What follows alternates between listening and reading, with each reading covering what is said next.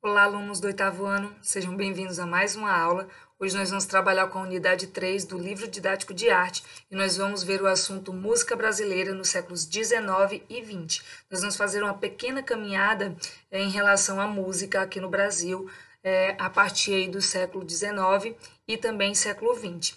Então, no primeiro momento, o que é que a gente precisa saber? Que a música ela não existe aqui no Brasil só a partir do século XIX e do século XX. Na verdade, a música ela já fazia parte aqui da cultura brasileira com os nativos, com os indígenas, né? Porque eles já produziam os seus sons, os seus ritmos musicais nos rituais que eles praticavam. Então, a música surge em terras brasileiras muito antes da colonização europeia, nos cantos, sons e ritmos praticados pelas comunidades indígenas que aqui habitavam. É claro que com a mistura de raças, de povos, né, com a vinda de outros povos para cá, essa música se desenvolveu, surgiram novos ritmos, né? E é o que nós vamos trabalhar hoje. A música cultural é a base, a mistura cultural, perdão, a mistura cultural é a base do surgimento da música brasileira, uma vez que as influências africana, indígena e europeia foram essenciais para o desenvolvimento da música no país. E os primeiros gêneros musicais brasileiros foram o lundu, a machinha, o choro e o maxixe. Nós vamos ver aqui um pouquinho sobre eles, mas vocês farão uma leitura mais atenta, mais aprofundada dessa unidade, para assim conhecer um pouco mais sobre cada um desses ritmos. Inclusive, né, se tiverem curiosidade, seria interessante fazer um pouco mais de pesquisas, buscar em outras fontes na internet, para agregar o conhecimento que nós estamos adquirindo aqui nesta unidade. Então, o primeiro ritmo aí que a gente vai ter, o primeiro gênero musical, é o lundu. Ele foi trazido pelos escravos, né, pelos escravizados de Angola, e era um ritmo musical que apresentava forte caráter sensual, com batidas rítmicas dançantes. Acredito também que outros gêneros musicais, inclusive a modinha, teriam evoluído do batuque e do lundu. Outro gênero que nós vamos ver aqui é a modinha, né? Ela que ficou tão famosa. É uma canção tocada no violão que tinha como tema primordial o amor romântico. E ela teve a influência da ópera italiana, teve origem em Portugal no século XVIII e se popularizou no Brasil com o músico carioca Domingos Caldas Barbosa, certo? O choro, um outro gênero musical, música instrumental surgida no século XIX, em meados aí de 1870, a qual os músicos tocavam com variações rítmicas bastante aceleradas de alguns gêneros musicais europeus, como a polca, a mazurca, enfim. E aí, por isso, o nome choro. Outra coisa, outro gênero musical que nós temos aqui é o maxixe, certo? Ele foi criado no final do século XIX e trazia influência de músicas e danças europeias, né? Como a polca, e também dos ritmos africanos, como o lundum. Na dança, ela era percebida com movimentos requebrados e sensuais. Inicialmente, o maxixe não foi aceito, certo? Durante muito tempo ele não foi aceito, mas era dançado nas festas populares, inclusive como carnaval. Aí agora a gente vai para um outro tópico desta unidade, que são os principais compositores brasileiros do final do século XIX e do início do século XX. O primeiro nome, pessoal, que a gente tem aqui no nosso material é da Chiquinha Gonzaga, certo? Ela foi a maior personalidade feminina na história da música popular brasileira. Ela era uma mulher que estava à frente do seu tempo, né? À frente da sua época. E por isso ela também foi bastante aí discriminada até, né? Sofreu aí certa discriminação por conta disso, por ser mulher, por ter suas músicas, fazer suas músicas, né? Enfim. Então a Chiquinha Gonzaga foi a maior personalidade feminina na história da música popular brasileira. Ela promoveu a nacionalização da música e também foi a primeira maestrina do país. Além disso, a Chiquinha lutava pela igualdade de direitos das mulheres e outras causas sociais da época, certo? Como eu falei para vocês, e vocês vão encontrar aqui nesse outro parágrafozinho, né, no terceiro parágrafo dessa parte, desse tópico, ela era uma mulher que estava à frente do seu tempo e que desafiou os padrões sociais e familiares da época, e por isso ela foi vítima aí de preconceitos, certo? A obra dela reúne os mais variados gêneros, então ela trabalha com a polca, com o tango, com a valsa, com a mazurca, com outros gêneros musicais também. Um outro nome que vai se destacar, pessoal, é o do Heitor Villa-Lobos, certo? Ele que foi maestro e compositor e que ficou conhecido como um revolucionário. Inclusive é um nome que nós vamos ver num período literário conhecido como pré-modernismo, certo? E também vai se estender aí para o modernismo, que vai ser justamente nesse períodozinho, né? Século XIX, século XX. Então, ele uniu a cultura popular e elementos da natureza e das danças folclóricas e indígenas, né? Então ele fez uma mistura de todos esses aspectos. Usava a percussão popular e imitava os sons, principalmente dos pássaros, para compor obras que se tornariam referências do modernismo musical brasileiro. Mais na frente nós vamos ter aqui o Pixinguinha, certo? Ele que foi considerado um dos maiores compositores, que é, aliás, considerado um dos maiores compositores da música popular brasileira, e era flautista, virtuoso, era maestro e também arranjador. E além de compor sambas, ele foi autor de valsas, de choros, de polcas, né, de outros gêneros musicais também.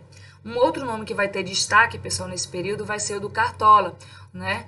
Algenor de Oliveira, conhecido como Cartola, ele foi um importante cantor e compositor de samba, foi morador do Morro da Mangueira e foi um dos fundadores da escola de samba Estação Primeira de Mangueira. E a gente vem agora para a música popular brasileira no século XX, certo? Que vai se estender aí até 1950, até meados do século XX. Então, a música popular brasileira, ou melhor, a música brasileira, ficou mais abrangente e popular com a chegada do rádio nas décadas de 1920 e 1930. Nesse período, os artistas, os cantores faziam apresentações ao vivo, certo? Não haviam gravações, e isso, de certa forma, popularizou a questão do rádio. Então, graças ao sucesso obtido por esses artistas, o rádio se tornou grande veículo de comunicação e de difusão, tanto cultural quanto musical e comercial.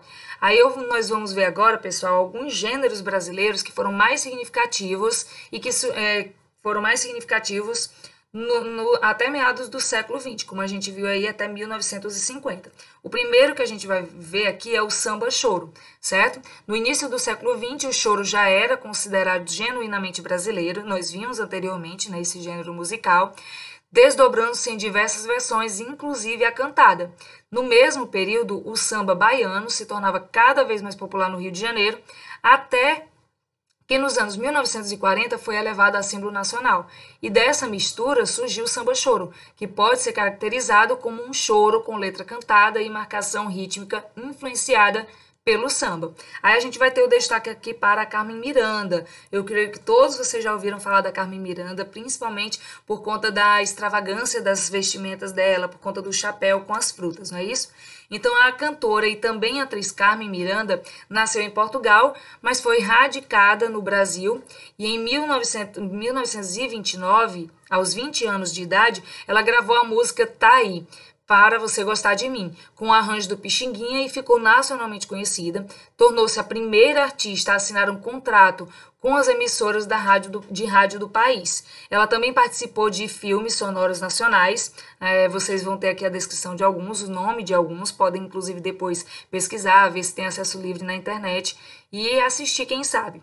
E no final da década de 1930, ela foi descoberta por um produtor norte-americano que a contratou para fazer filmes e shows nos Estados Unidos. E aí Carmen Miranda fez mais de 10 filmes naquele país, entre 1940 e 1950, e foi a primeira artista sul-americana a ser homenageada com uma estrela na Calçada da Fama em Hollywood. Olha aí que bacana, né? Aí a gente vai aqui para um outro gênero musical do século XX, que é a música sertaneja de raiz, também conhecida como a música caipira, certo? Ela surgiu nos primeiros anos do século XX com base nos cantos tradicionais rurais da região caipira do eixo de São Paulo, Minas Gerais, trazendo letras que falavam da beleza da paisagem e do modo de vida do homem do interior. Foi popularizada quando o compositor, cantor, escritor e humorista Cornélio Pires começou a organizar pequenos shows nos quais ele cantava causos, né? Contava causos e cantava com duplas de cantadores e tocadores de moda de viola. Vocês vão poder ler um pouquinho mais sobre isso, vão ver aqui algumas imagens, né, retratadas da época. Aí a gente vem para um outro gênero musical, que é o baião. Nos anos 1940, no Nordeste brasileiro, surgiu o baião, um estilo que tem como tema o cenário da seca e as tradições do povo dessa região. O compositor e intérprete Luiz Gonzaga é referência nesse gênero, né? Nós conhecemos, inclusive, muitas canções do Luiz Gonzaga. Nós temos aqui o Bossa Nova. No final dos anos 1950, um grupo de jovens músicos, compositores e intérpretes, entre eles estavam Ailton Jobim, Vinícius de Moraes, João Gilberto, enfim, e alguns outros, desenvolveu um novo estilo musical que unificava a harmonia sofisticada tanto do jazz americano com as batidas do samba brasileiro. E as letras eram poéticas, com temas como amor, a vida urbana carioca e também sobre a paisagem brasileira. E aí vocês têm até menção a Garota de Ipanema, que é uma canção de Tom Jobim junto com Vinícius de Moraes, é uma composição brasileira, é a composição brasileira mais famosa de todos os tempos e que foi mundialmente conhecida, né? Que é mundialmente conhecida. A gente vem para um outro artista da época, né? Um outro cantor, Tom Jobim.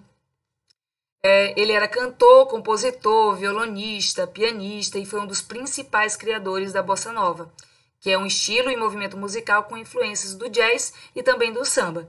E o Tom Jobim acrescentava invenções e sonoridades inesperadas em suas composições. O seu estilo de tocar piano trazia influências do jazz e da música erudita de uma forma mais melódica, sempre dando especial atenção às letras, que eram poéticas e românticas, e por vezes enalteciam aí a natureza exuberante do Rio de Janeiro.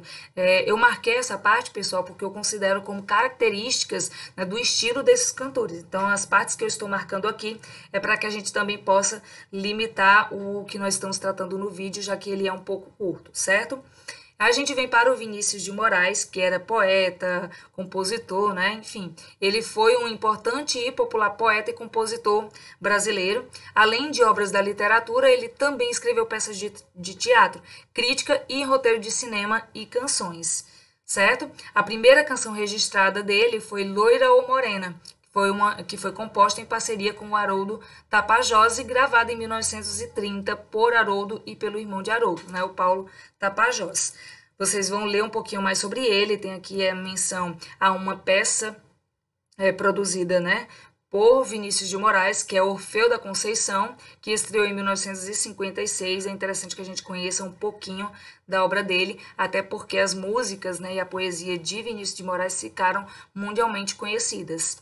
Aí mais à frente vocês têm as tarefas dessa unidade. Eu peço que vocês leiam com muita atenção a unidade toda, destaquem aquilo que vocês julgarem importante sobre o conteúdo e espero que vocês tenham gostado do nosso vídeo. Até a nossa próxima aula. Tchau!